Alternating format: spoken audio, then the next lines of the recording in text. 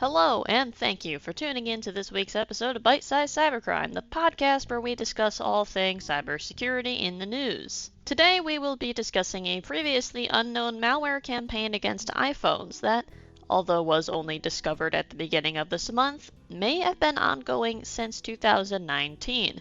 This is Operation Triangulation, which is a fun thing to say, but not a fun malware to be infected by.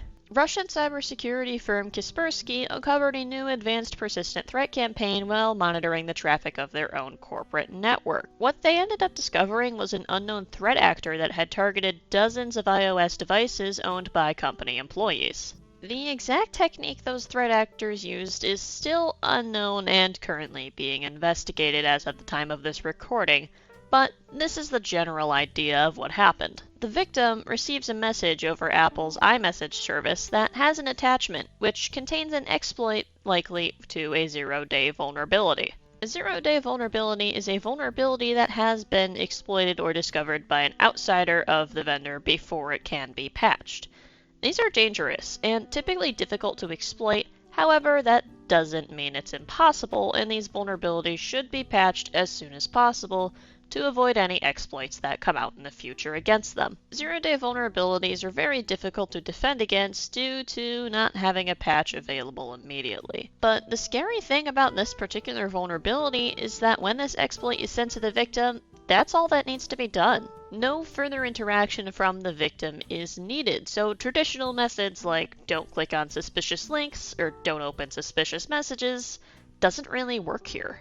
And even worse is that this vulnerability allows for remote code execution, which can allow the attacker to gain high privileges on the device and, of course, gain control over it and do just about anything.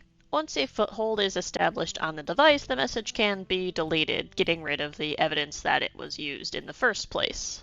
The Operation Triangulation campaign has been used to install spyware on devices in order to transmit private information to remote servers controlled by the threat actors. Examples of information that can be gathered and exfiltrated includes microphone recordings, photos from instant messages, geolocation data, and other device activity.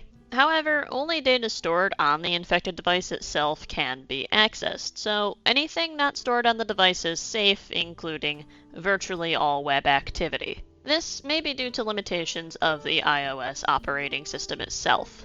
You may be wondering, if this had been going on for years, how come it took so long to discover? This was pre-pandemic malware. Why are we only hearing about it now? There is actually a couple reasons for this. One reason being it's pretty subtle and can be difficult to detect. People often get strange spammy messages all the time and don't really think much of it. And most spyware is made to be subtle anyways, so that more information can be collected without the spyware being removed. It likely exfiltrates data in a rather subtle way, sending small amounts at a time to blend in with normal network traffic and not look super suspicious. On top of those reasons, it can also be quite difficult to investigate iPhones as they are pretty locked down.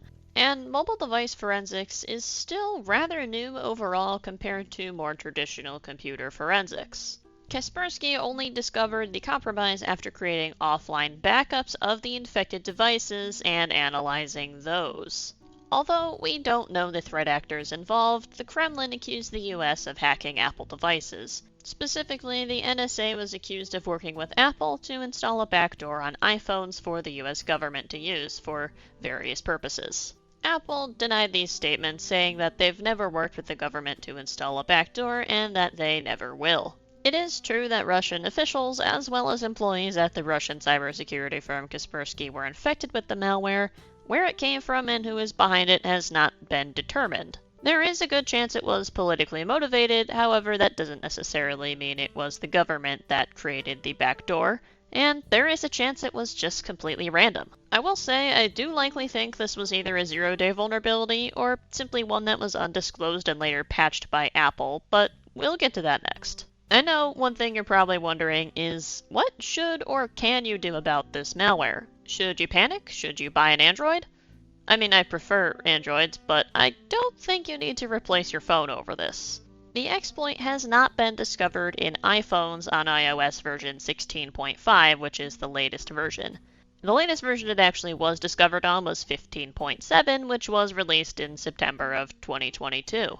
So, there is a good chance this vulnerability no longer exists in 15.5, so it's likely that updating your iPhone is the best option at the moment.